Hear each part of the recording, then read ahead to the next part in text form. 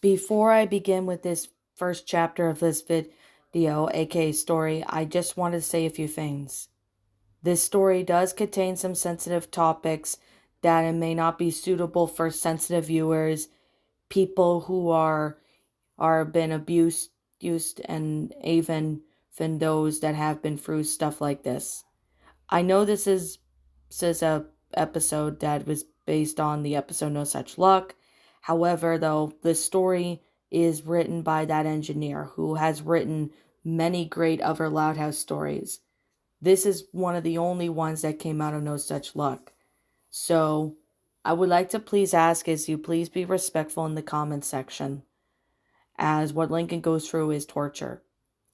Also, if you guys are sensitive to these type of sensitive top subject matters that are related in this story, you can click off the video if you need to.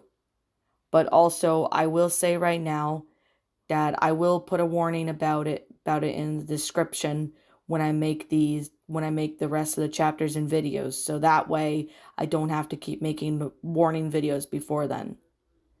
Now, if you are sensitive to these type of topics, these may not be the videos for you, which I mean by this story may not be suitable for you or other sensitive viewers.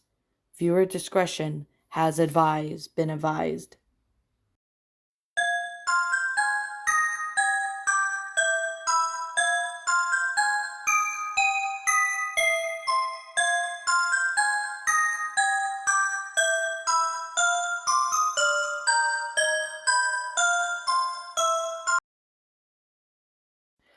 Luck. When someone utters this every word, it makes them question if they even at such a thing exist. Say by chance, you happen to get a very last item you desperately wanted.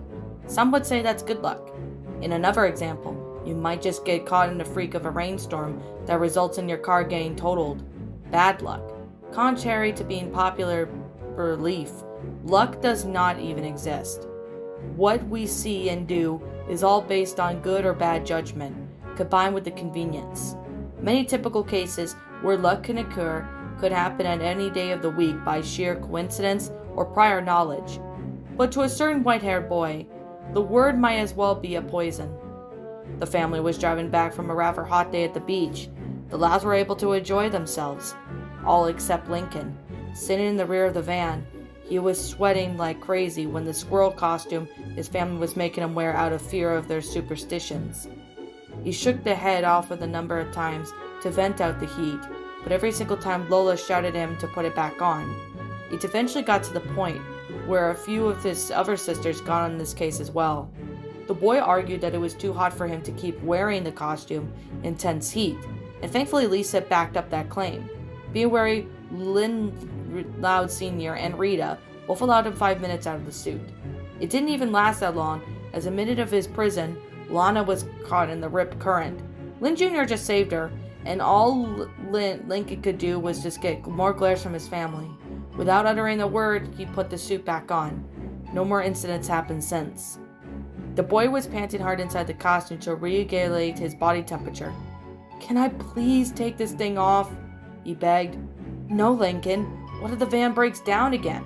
Lori stated. "It broke down several times before all of this happened," the boy muttered. "Can I at least have some water?" Luna, who was sitting next to the cooler, popped it open, tossed it to the young man, using it in a grip as she could hold the bottle. Lincoln lifted his head enough to relieve his mouth before he hungrily drank down the contents.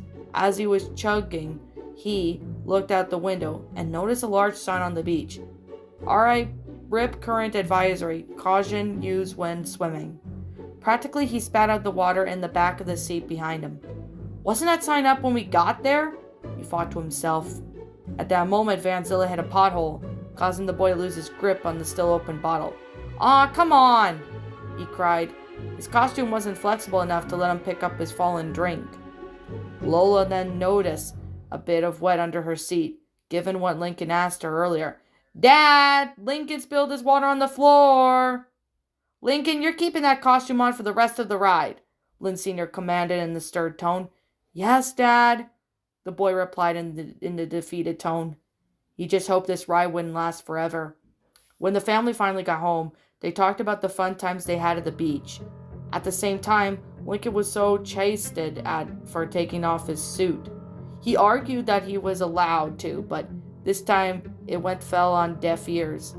The boy sulked up in his room, to which it wasn't boarded up, thankfully. Opening the door, he saw his little place was stripped of all of his furniture, clothing, laptop, even toys were stuck in classic clear storage bags. It looked more like an actual closet than a room to call his own. Silently closing the door, Lincoln finally slipped out of the costume. He was smelly, sweaty, and inside was no better. Due to not being allowed to use the bathroom without the costume on, and there wasn't any holes to use as an exit for his waist, he regrettably had to go inside the suit. Lincoln gave the heart-filled sigh and felt his skin color in the cool, conditioned room, before staring at the costume again in disgust. It's only been days since Lynn's last game, and he was regretting his choice to use the costume. I should have picked something other than this stupid squirrel. He then continued to give the emanated object an undivided attention. At it, he felt more anger building up. This whole ordeal was unnecessary in his mind. All I wanted was some alone time, and this is my punishment? Why does my family believe in superstitions junk so much? Lucy, I can understand, but after what happened at the Grand Venture Park State, I stopped believing in anything to do with luck, and now that I think about it, I'm surprised even Lisa fell for my act, he ranted. He got what he wanted out of his ordeal. He could no longer drag to his sister's activities, and now he thought about it. When was the last time any of them supported him for anything? Sure, the boy wasn't invested in any more demanding hobbies like his siblings, but in a few cases, did any of them show up for something like him? He then ran for a marathon. For once, it became a dead last. No one, including his family, were waiting for him at the stands. He even tried to a karate at one instance, which resulted in a broken hand. His parents were there, but surprisingly Lynn wasn't, and she practiced at martial arts. Lola did show up for a kids' pageant he, embarrassingly, signed up for, but only so he could laugh at him. It only seemed that when he could make time for them, no more or less being dragged into their events, at least half the family shows up. Yet, when the roles were reversed, a few, if all, can attend. His irritation swelled momentarily, before it was replaced by depression. Families are supposed to support each other. He didn't want to attend to his sister's events, so why would they attend to his? While it was nice that his siblings succeed, Lincoln still felt to doubt the same thing for him. Even when he wasn't in the mood, he found himself already dragged to their activities, like with Lynn 2 weeks ago. He grew his irate again, thinking about the sports fanatic. He finally gets dragged to one of her games, and as suddenly he's the bad guy? The boy could have denied it at first, but when he saw it at his moment to get free this time, he desperately desired. Lincoln slumped onto the floor in defeat, pulling his knees to his chest. His little lie didn't seem that bad at first, but he let it go fester on for too long. Sleeping outside like Charles was definitely no picnic. No offense to the dog. Even when he told his family the truth, they passed it off as an actual lie. He had not went for his costume, he would have been sleeping outside again. But his family did have to sell his furniture? He might as well be a stranger who was moving out. Do they really think of me less than this? Am I really even considered not a brother or son? Hot tears started to flow from Lincoln's eyes. Maybe his family didn't love him as much as he thought. He didn't know whether it was due to his gender or because of his habits. Maybe if he was a female, he wouldn't be treated like this. His sisters shared none of his interests, as proven as he wanted to get some of his activities with them. Even Lily may one day grow up to be more like his other siblings than liking any of his hobbies. All they have is different personalities, yet they can get along just fine. When Lincoln is involved, tension seems to amount for the unknown reason. He stopped his thoughts when the pungent smell of his costume reached his nose. Grimacing at it, he knew he needed to be cleaned thoroughly. The washing machine was too small, so he had to use the hose. The boy squirmed as he put it back on, his skin tingling every time it touched a wet spot. Lincoln resisted the urge to vomit, before making his way down the hall. After all, his family would flip out if he wasn't wearing it, even wearing it within their sight. Lincoln cuddled Bun Bun as he curled up under the bed sheets to the carpet floor. He was thankful that his family at least left the bed à terre. For all he knew, they could have sold that as well. Even so, the air conditioner of the house made the carpet a tad cold, causing the boy to shiver every once in a while. Didn't help that the floor was much harder than a mattress. Since it was the weekend, the boy seriously wanted to sleep in. He was fortunate that it was Sunday, and he knew that he'd be forced to put on that stupid costume, given at some point when his sisters did something on every day of the month. Sadly, he wouldn't be able to enjoy his moment of peace for so long.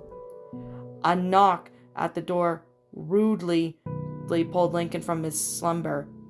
"Lincoln, if you want breakfast, you'll have breakfast from your sleep." Ha ha! A hearty laugh followed. With a bad pun like that, Lincoln immediately knew who it was.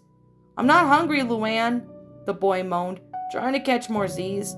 "Well then, get some sleep out of your eyes, mister. I got a birthday party that needs a clown today, and your luck are coming with me," Luan said enthusiastically. "Ah!" Lincoln sat up. "Can I at least take a rain check?" "Sorry, Lincoln, but it's not raining on this parade." Luan chuckled, causing the boy to groan in annoyance. "What if something bad happens when I acted planned today?" "Fine, give me a minute." Hearing his sister's footsteps shuffle away from the door, Lincoln lied back down. "So much for sleeping in," he muttered, looking over at his stuffed rabbit. He gave a sigh. "Today's gonna suck, huh, Bun Bun?" He then stared at the rabbit, as if to give it an answer. "Yeah, that's what I thought. I hope it's just Luan that I will have a good luck charm for today. I don't know how anything bad can happen when she's already organized when it comes to comedy." Getting out of his makeshift bed, Lincoln dragged himself over to the bin containing his everyday clothes, putting on a white t-shirt and the usual jeans. He then started up, putting a squirrel costume on, after washing out the stench, sweat, and fluids. It was unwearable, to say the least. Lincoln growled in annoyance when he noted the parts of the jean that was still inside the damp. He then leave it to dry outside, or maybe in the dumpster, but he knew he'd end up being forced to keep it for the sake of luck. Putting the head on, Lincoln walked out into the hall, witnessing the usual chaos that occurred on a typical weekend. Luna had her speakers set up in the hall and was having a jam session.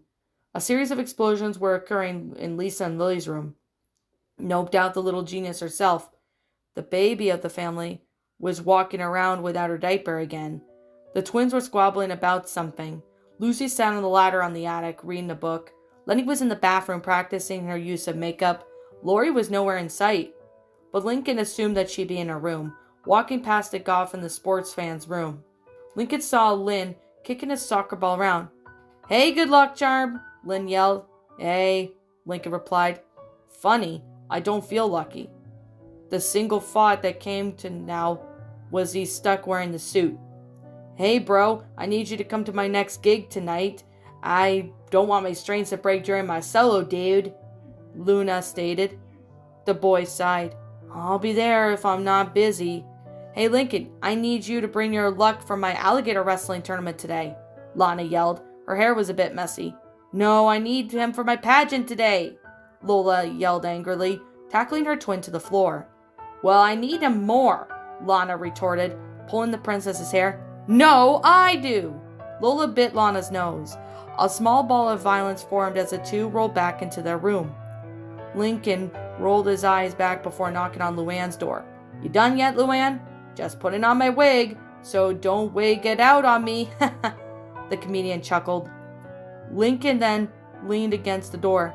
"If 4 of my sisters wanted to bring me along because of my supposed good luck, then who's to say the rest wouldn't?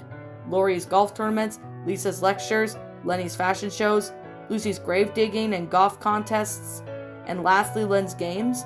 In short, I would be stuck in every situation I tried to get himself out of it. Only this time, I'm forced to wear a silly costume," he sighed. "Dang it, Lincoln. You got yourself into this. Surely you could find a way out, right?" Looking back at his sisters, they were too preoccupied in the bat in the eye to him. He took the suit's head off, letting out a bit of heat. He waited cautiously for someone to tell him to put the head back on, but thankfully no one seemed to care. Phew, at least I don't have to wear the head on in the house. At that moment, Luan's door opened, causing him to fall to the floor. Hey Link, how's the weather down there? Luan laughed, donned on her usual clown outfit. She carried a bag of props that she planned to use. Don't want to lose your head now. Plus your good luck might leak out. She chuckled again, picking up the squirrel head as Lincoln sat up. He grabs it and puts it back on. How long is this party going to be? Only a few hours, unless you think your luck couldn't last that long. Might as be a last plenty. Then let's roll! The comedian hopped into her unicycle and then roll it down the stairs. Lincoln then walked after her with a bored expression. I know I'm Luan's assistant for these types of activities, but if this wasn't what I had in mind. The birthday party went without a hitch. Luan's act was amazing, and the kids thought Lincoln was a huggable mascot, earning a few pictures. For once he was glad for wearing the suit because he was blushing with embarrassment the whole time. Nice job with the luck back there, Link. You even got a tip for making the kids happy, Luan told him as they strolled back to the house. Yeah, $10 is good as I guess, Lincoln replied sarcastically. Mind if I pop the head? I'm sweating this thing. Sure, just don't be such a sweater. This earned another chuckle. Lincoln could have given an approving laugh, but he was too hot to care right now. He popped the head off and gave an exasperated sigh. They were walking past Mr. Grouse's house at this point. Nice costume, Loud! Lincoln gave him an annoyed look. Whatever, maybe I could finally get inside and finally Lincoln? Dang it. Lana then ran to him with a set of rope in her hands. Come on, Dad's taking us to my alligator wrestling match. The tomboy then grabbed his hand and started dragging him to Vanzilla. Clearly she won her fight with Lola. And just as Lincoln thought it already began, his sisters were once again dragging them to their activities. During Lana's tournament, she was fairly doing well against the adolescent alligator. The 11-year-old was surprised that his little sister could handle such a dangerous reptile. Not even El Diablo was that big. She had the mouth wrapped shut, but she still needed to immobilize her prey. Once again, the spring heat was getting to him, forcing him to some much-needed ventilation. The oddest thing that occurred, though, as soon as he popped the head of the suit's head off, the alligator managed to wriggle on the rope of its snout, just enough to make it come loose. Now the enraged gator then took after the 6-year-old, forcing her to dodge. She wondered how it could have gotten its mouth free. Maybe I didn't tight enough. Lana looked over and saw Lincoln without his suit head on. Lincoln, put your head back on! Your luck is leaking! The boy did as he instructed, so he didn't have to witness his sisters get torn into pieces. Lana whirled around and dodged the inside of the gator ran past her. She jumped on the back and got on top of its mouth down. The reptile rolled in an attempt to shake her off, but the girl held her grip as tight as the jaws shut with more rope. She still didn't have a few seconds left to win. Thinking quick, she just jumped off the gator and waited until it rolled on its back, before successfully managing to hog-tie it. And the winner by half a second, Lana Loud. I'm so proud of you, honey. Lynn Sr. hugged his daughter. And thank you, Lincoln, for bringing the heavy artillery. Thanks, Dad, I guess, the boy replied. While the two went to get Lana's trophy, Lincoln was rather stumped. That's the second time something bad has happened when it takes part of the suit off, although both times something only happened to Lana. Maybe I am good luck at least around Lana, but then again there was that sign I saw at the beach. Plus her knot didn't even look tight as the alligator.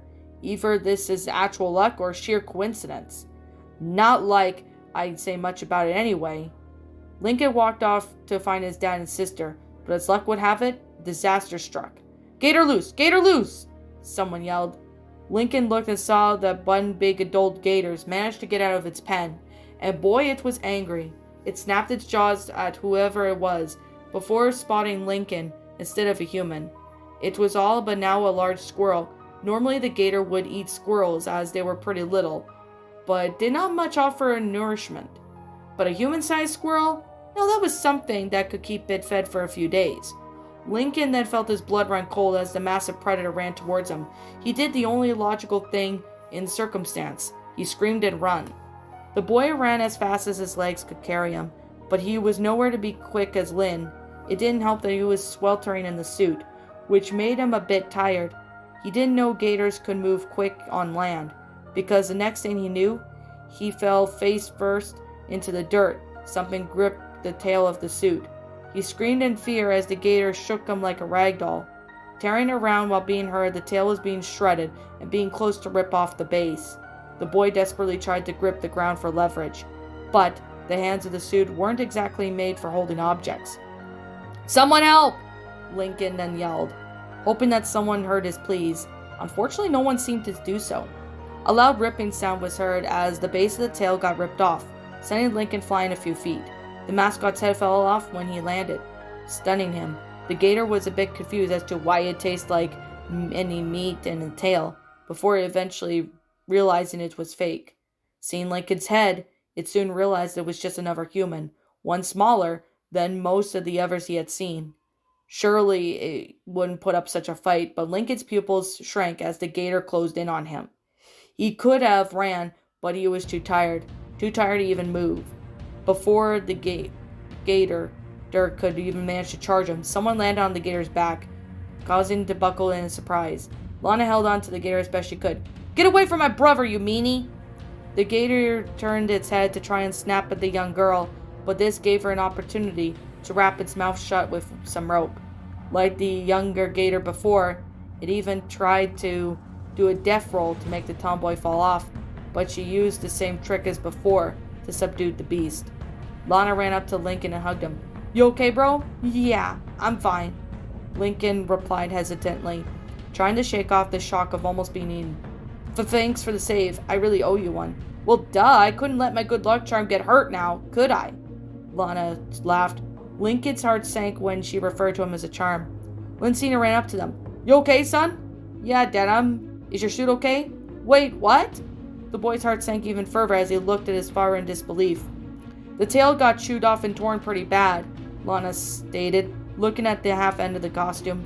"Quick, we gotta get you guys home before something bad happens, and I'll sew that tail back on," Lynn Sr. said in a panic. Lana picked up the torn piece of fabric and headed to the suit while the father carried his son back to the car. The entire ride, Lincoln just kept a stunned look on his face. When the trio got home, Lincoln was immediately stripped from his suit as Lenny and Lola worked to get the tail stitched back on. While it felt good to be out of his own sweat once again, Lincoln felt a serious pains in his heart. It felt as if they cared more about the suit than the boy, who just got stared to death in the face not 20 minutes ago. Lincoln wasn't even sure what to think about this, and he couldn't enjoy this short taste of freedom because of it. He later had to put the suit back on, as he still needed to attend Luna's drunk concert. Luna may have had him mistaken the costume as well as a costume doll. Thankfully, Chuck did put an end on it before something could have happened to make this story end for mature. Needless to say, Lincoln was still disturbed by the affair. Home seemed to be like the safest place for him now, as he and Luna returned. "Thanks for coming with me, bro. Sorry about the, please, let's just not talk about it. You're gonna be okay?" I'll manage," the boy answered, his uneasiness ever so clear. It was around dinner time, but Lincoln was understandably not hungry. He quickly ran up the stairs and locked himself in the room. He threw the head off and unzipped the back of his suit before throwing it across the room. At this point, he was hyperventilating, and quickly grabbing the paper bag, he breathed in and out of it in an attempt to calm his nerves. After a few minutes, it worked. Lincoln undid his pants before flopping down on his bedsheets, not caring about the pain that occurred when he impacted the floor. He grabbed Bun Bun and held the plush tight. "Today was worse than I thought, Bun Bun. It was horrible. My sisters may have a good time at the events, but I'm certainly not having a good time. If I have to keep wearing that suit to their events, I might go crazy. If something doesn't kill me first." Lincoln shivered, remembering the incident with the gator. "At least we have school tomorrow. Hope they wouldn't make me wear that thing and embarrass myself there, right?"